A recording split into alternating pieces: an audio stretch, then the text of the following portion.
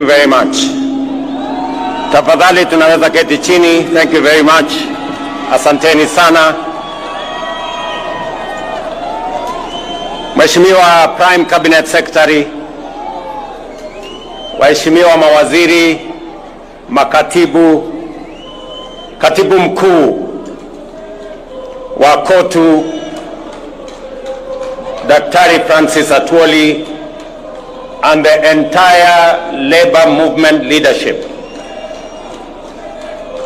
Ndugu na dada wafanyikazi wenzangu wa taifa la Kenya, hamjambo.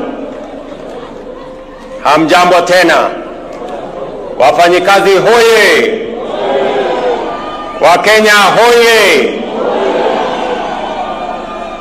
Mimi nafurahi sana kuungana na nyinyi katika sherehe hii ya muhimu ya kuadhimisha siku ya wafanyikazi katika taifa letu la Kenya.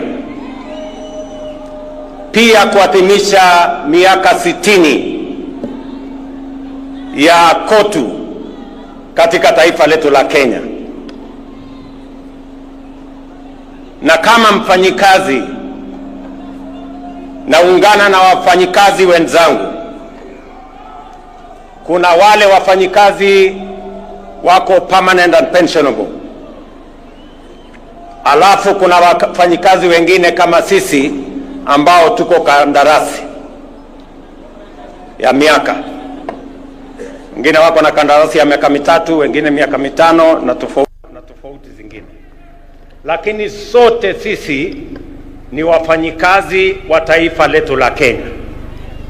Na itachukua sote tukiungana, tukishirikiana, kwa sababu kuvua ni kazi, kufundisha ni kazi, kutibu ni kazi, kulinda walinzi wale kutoka yule guard mpaka CDF wa jeshi, wote ni wafanyikazi. Pale sokoni kazi inaendelea, kule viwandani ni kazi inaendelea na wafanyikazi, kule mashambani vile vile ni kazi inaendelea na wafanyikazi. Sisi zote tukiunganika, tukifanya kazi kwa pamoja, ndio Kenya itapiga hatua ya kwenda mbele. Mimi leo napenda sana, huyu Atwoli alisema ataongea kwa kifupi. Akaongea kwa kifupi kweli. But wacha nisome taarifa nilio nayo, alafu nitasema mambo machache. I am honored, ladies and gentlemen, to join you today as we mark 60 years of tireless advocacy, solidarity and progress in protecting the rights and welfare of Kenyan workers. International Labour Day grants a timely reminder of our constitutional and moral duty to uphold the dignity of labor without discriminating by age, gender, race, ethnicity, or ability, and to continually confront the evolving challenges facing our workforce. Self-reliance in production is the key to economic growth and resonates deeply with our collective national ambition. It calls on all of us as government, workers, entrepreneurs, and communities to champion a Kenya that is resilient, productive, and truly self-reliant.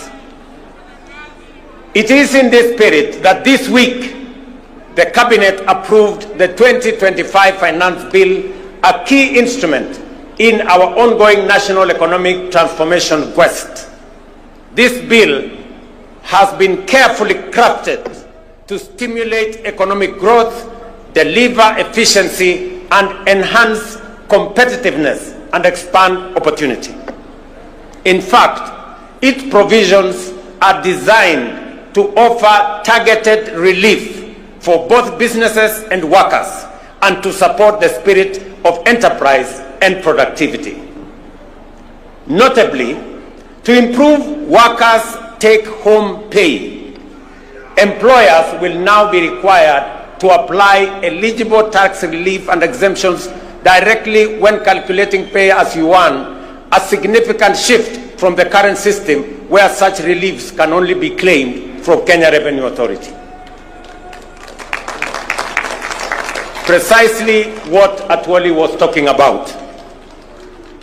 I think he read my speech, and that is why he was raising those issues. This will increase efficiency and immediately benefit employees. Additionally, all pensions and gratuity payments for both the public and private sector will now be tax exempt. This reform is a recognition of the service and sacrifice of our senior citizens and workers, and a step towards ensuring that retirement is met with dignity, not stress.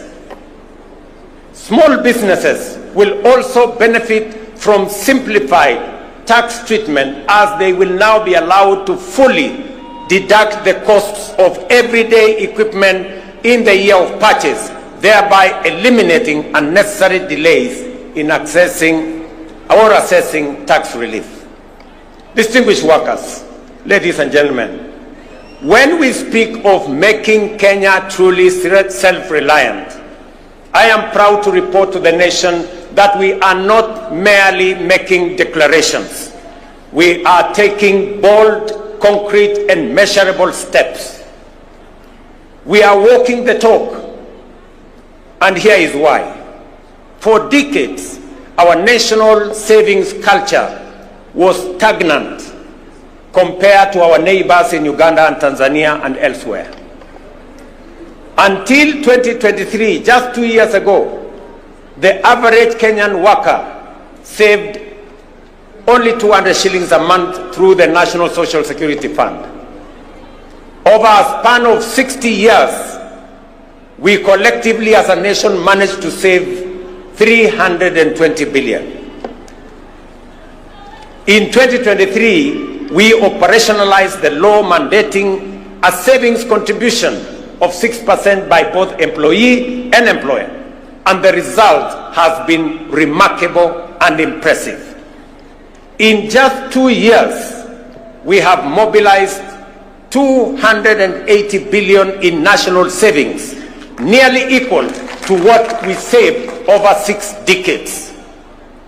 By end of this year, we will have doubled that 60-year figure, and by 2027, we project to have raised close to $1 trillion in domestic savings.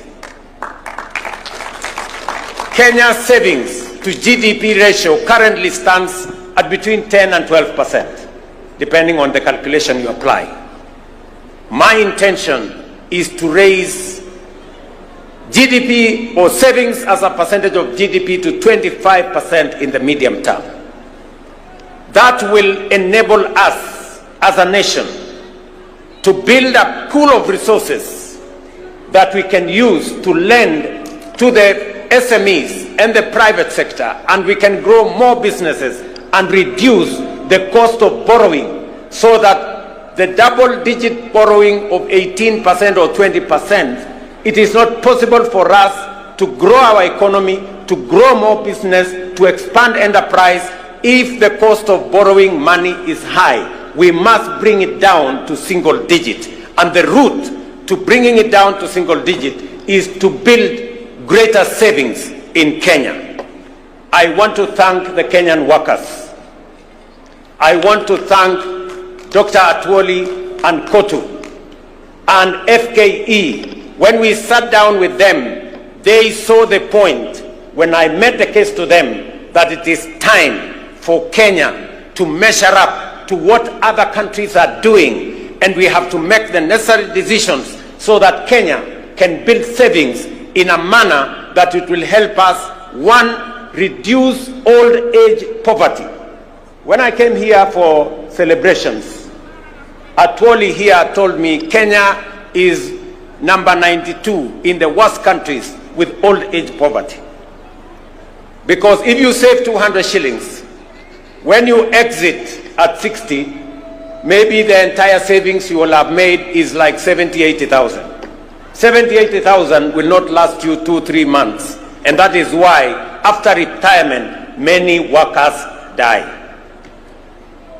So we must make sure that after retirement, all workers will have a decent livelihood and they can have a good measure of pension, and also make sure that they can have monthly income coming from their hard-earned savings when they had the energy to work. The blueprint of our inclusive plan in the bottom-up economic transformation agenda is anchored on 5 key pillars: agriculture, micro and small enterprises, universal health care, affordable housing, and the digital and creative economy. I must stand here to thank the Kenyan workers from across the divide. You all remember that in 2022, we had challenges of food insecurity. We had challenges of inflation. We had challenges of exchange rates. I want to say and to report to the country that after 2.5 years, our Kenyan farmers have done a tremendous job. They have produced food. We have supported them. We increased our maize production by 40% in the last 2 years. We increased our production of coffee. We increased our production of tea. We have increased our production of sugarcane. And today, our import bill, importing maize or sugar or the other commodities, has gone down because our farmers are producing more than they have done before. We must commend them because they are working for the people of Kenya. I must also say that because of the interventions that we have made, inflation has come down from 9.6% to 3.5% this year.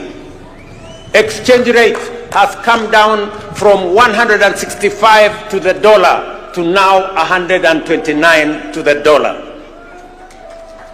We have expanded our foreign exchange reserves by 2.4 billion shillings.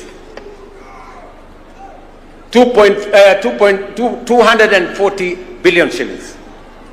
So we have made progress.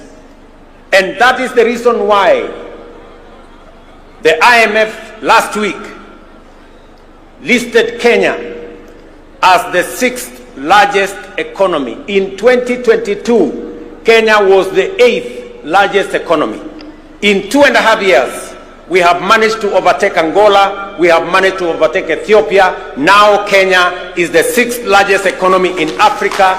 In fact, it is the largest economy in East and Central Africa. And it is because of the Kenyan workers, the collective effort of our farmers, of our workers in industry, of our teachers, and everybody else that has contributed to moving Kenya to where we are today. I am very confident about the future of our country if we work together in the manner in which we are working together. In agriculture, our overarching goal remains to make farming profitable, stabilize farmer incomes, and secure national food security. The reduction of fertilizer prices has led to 40% surge in maize production, boosted farmer earnings, reforms in the coffee sector, including the elimination of inefficiencies and corruption, and the streamlining of the Nairobi Stock Exchange have raised farmer prices from 50 shillings to a kilo to between 100 and 150 shillings to a kilo now.